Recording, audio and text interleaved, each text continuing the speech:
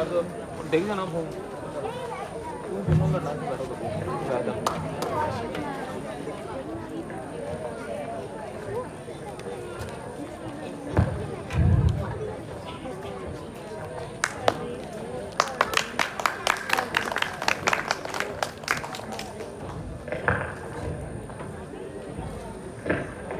प्रणाम माता जी।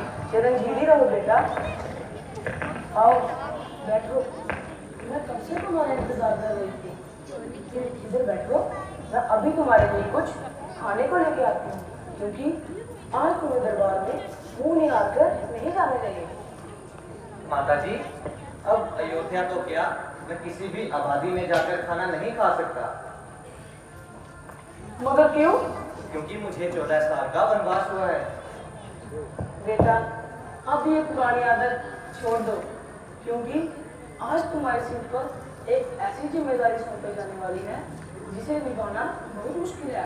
इसलिए बेटा, अब ये लड़कपन छोड़ दो। माते, जो जिम्मेदारी मुझे सौंपी गई है, मैंने उसे निभाने का यत्न शुरू कर दिया है। तो बेटा, ये शब्द अपने मुंह से क्यों निकाल रहे हो? माता जी, क्या मैंने पहले कभी आपसे झूठ बोला है? नहीं तो? तो फिर आज मेरी बात का इत्मीनान क्यों नहीं? बेटा, आखिर बात क्या है? माता जी, माता कई ने महाराज से किसी समय 2 वरदान मांगे थे, और उन्हीं वरदानों के बदले में मुझे 14 साल का वनवास और भरत के लिए राज मांगा है। तो भी तुम मन को नहीं जा सकते। वैसे महाराज ने हाँ कर दी? क्षत्रिय धर्म माता जी। नहीं, तुम मन को नहीं जा सकते। परंतु किस तरह माता जी? सुनो, महाराज आज से अयोध्या के महाराज नहीं रहे। आज से अयोध्या के महाराज तुम हो।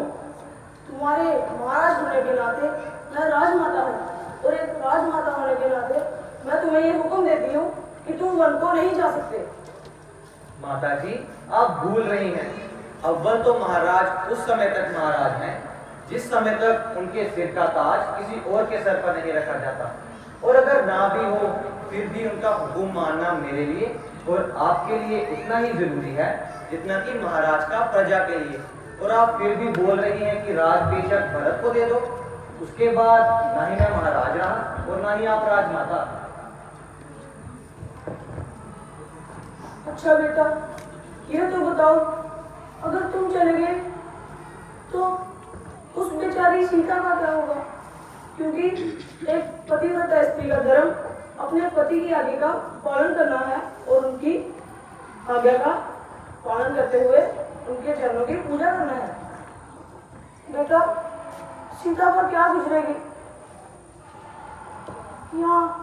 यहाँ इन महलों में इतनी खुशी, इतना आराम, और उन जंगलों में नहीं बेटा, बेचारी सीता को तो एक बार सोचो, उस पर क्या गुजरेगी। माता जी, उसको आपके चरणों में रहकर भी सुख मिल सकता है। आखिर ये भी तो उसका धर्म है। बेटा, जिद ना करो। अच्छा, ये तो बताओ, लक्ष्मण के बगैर तो तुम एक पल भी नहीं काटते, तो 14 साल कैसे काटोगे? लक्ष्मण को तुम्हारी जुदाई नहीं मंजूर होगी। वो भैया भरत का हाथ बटाएगा। माता जी, ये सब बातें पिताजी के हुक्म के आगे, सूरज के आगे दीपक जलाने के समान है। मैं एक क्षत्रिय पुत्र हूँ। मैंने कौशल्या जैसी माँ का दूध पिया है और रघुकुल जैसे वंश में जन्म लिया है। मैं अपने कर्तव्य से किसी भी सूरत में पीछे नहीं हट सकता। माता जी, शाबाश बेटा, शाबाश। मैं देख रही थी कि तुम्हें मेरे, सीता, लक्ष्मण और अपने पिताजी की प्यार की चट्टान कहीं तुम्हारे सच्चे मार्ग पर जाने से रोक तो नहीं रही। बेटा, तुमने मेरे दूध, रघुकुल और अपने पिताजी की लाज रखी। बेटा, शाबाश। मैं तुम्हें वन को जाने की आज्ञा देती हूँ। क्या माता जी, आइए विराजिए।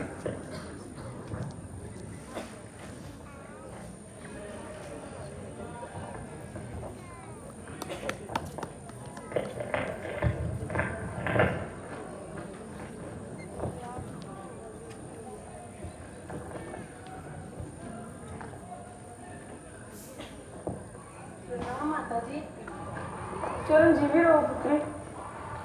माता जी, मुझे भी आज्ञा दीजिए। किस बात की आज्ञा बेटी? माता जी आज्ञा दीजिए ताकि बेटी तुम्हें आज्ञा दूं? तुम कहाँ जाओगी? जनकपुरी अपने पिता के पास? नहीं नहीं माता जी, जनकपुरी से तो मेरा नाता कब का छूट गया। मैं तो अपने पति के साथ बन जाऊंगी। हे ईश्वर, सोचा था कि राम के जाने के बाद पुत्री सीता को ही राम समझकर अपना दिल बहला लिया करोगे, लेकिन ईश्वर तुझे ये अभी मंजूर नहीं। हे ईश्वर। माता जी संभालिए, धीरज से काम लीजिए माता जी। बेटी अभी तो तुम्हारे हाथों की मेहंदी तक नहीं उतरी। हाय, अब मैं क्या करूं? सीता को वहां कैसे करूं? नहीं कुशल्या नहीं। बेटी मैंने सारी उम्र अपने पति की आज्ञा का पालन किया है और मैं चाहती हूँ कि तुम भी अपने पति की आज्ञा का पालन करो। इसलिए पुत्री जैसा राम कहे वैसा ही करो। आज्ञा दीजिए ताकि मैं अपने पतिव्रत धर्म का पालन कर सकूं। प्रिय, मुझे डर है कि तुम्हारे साथ रहकर मैं अपने कर्तव्य का पालन ना कर सकूं। दूसरा, माता जी के आगे हुक्म देने का मुझे कोई अधिकार नहीं। ठीक है माता जी, ये बात आप ही बताइए, क्या ये मुनासिब है कि मेरे पति उधर जंगलों में भटकते रहें और मैं इधर महलों में आराम करूं? मेरे पति उधर भूख प्यास से तड़पते रहें और मैं इधर सोने की थालियों में अनेक पदार्थ खाऊं? माता जी, सुख में तो सभी साथ देते हैं, लेकिन दुख में जो पत्नी अपने पति का साथ नहीं दे सकती, उसे पत्नी कहलाने का क्या हक? माता जी, अब तो साक्षात पतिव्रत धर्म की मूर्त है। अगर आपको लगता है कि मेरे स्वामी के जाने के बाद मैं जिंदा रह सकूंगी, आप जो चाहे वो कर लीजिए। बेटी अब मुझे पूरा यकीन हो चुका है कि तुम अपने वादे पर डट रहोगी, इसलिए जाओ, जैसा राम कहे वैसा ही करो। जो आज्ञा माता जी।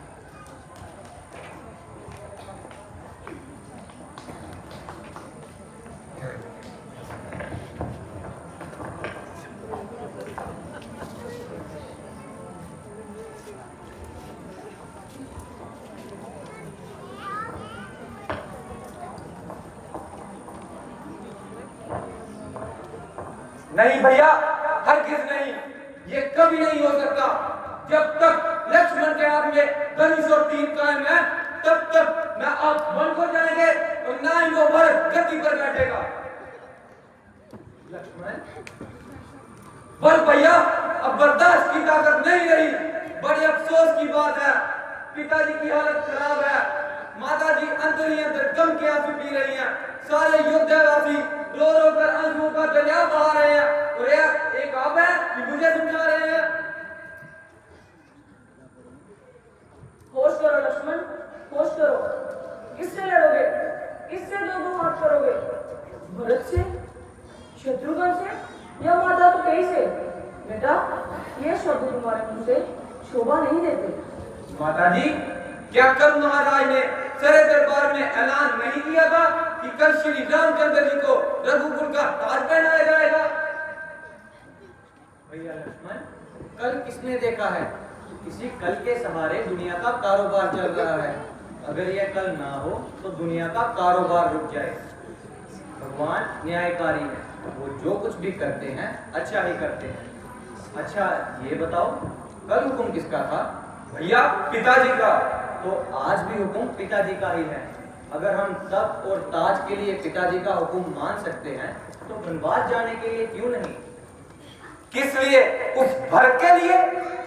ये जानने की मुझे आवश्यकता नहीं है लक्ष्मण। भैया, आपको नहीं बल्कि मुझे है, और जब तक मैं ये नहीं जानूंगा ना आप वन को जाएंगे और ना ही वो भरत गद्दी पर बैठेगा। अगर जानना ही चाहते हो तो सुनो। माता कैकेयी ने महाराज से किसी समय 2 वरदान मांगे थे और उन्हीं वरदानों के बदले में मुझे 14 साल का वनवास और भरत के लिए राज मांगा है। अब तुम ही बताओ, अगर पिताजी के दिए हुए कौल ना पूरे किए गए तो रघुकुल के माथे पर ऐसा कलंक लग जाएगा जो कभी नहीं मिट सकता। और तुम तो जानती ही हो, रघुकुल रीत सदा चली आई, प्राण जाए पर वचन न जाए। अगर यूं है तो यूं ही सही, लक्ष्मण भी एक पल के लिए अयोध्या में नहीं रहेगा। कहाँ जाओगे लक्ष्मण? आपके साथ। नहीं लक्ष्मण नहीं, जरा सोचो, अगर तुम भी चले गए तो माताओं का दिल कौन बहलाएगा? भैया भरत के साथ राज का कार्य कौन संभालेगा? ना भैया ना, लक्ष्मण को अपने से दूर ना करो। अगर आपको उम्मीद है कि आपके बिना एक भी पल जिंदा रह सकूंगा तो जाइए, लक्ष्मण को छोड़ के चले जाइए।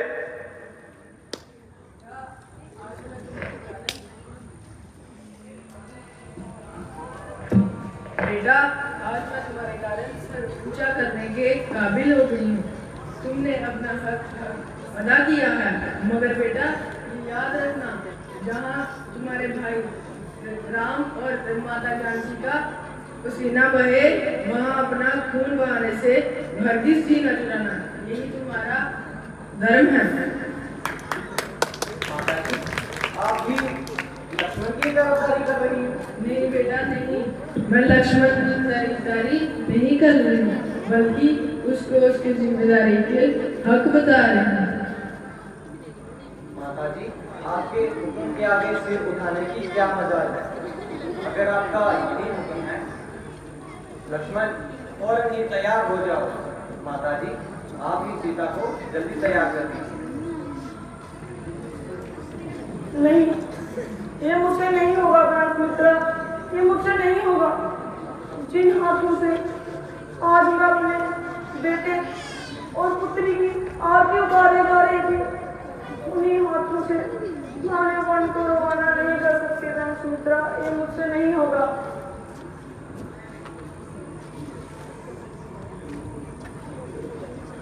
माता जी, अपने आप को संभालिए। बेटी, किसके सहारे अपने आप को किसके सहारे संभालूं बेटी? आंखों का नूर छिपा जा रहा है, दिल के टुकड़े टुकड़े हो रहे हैं। महाराज महल में बेहोश पड़े हैं, अयोध्या नगरी पर गम के बादल छाए हैं, और आप कह रहे हो कि धैर्य रखो। नहीं माता जी, जरा सोच कीजिए। अच्छा बेटा, जाओ, मगर इतना याद रखना कि जिस तरह तीनों जाओगे उसी तरह तीनों के तीनों वापस आना, मगर मुझे अपना चेहरा मत दिखाना। जो आ गया माता जी, जो आ गया माता जी।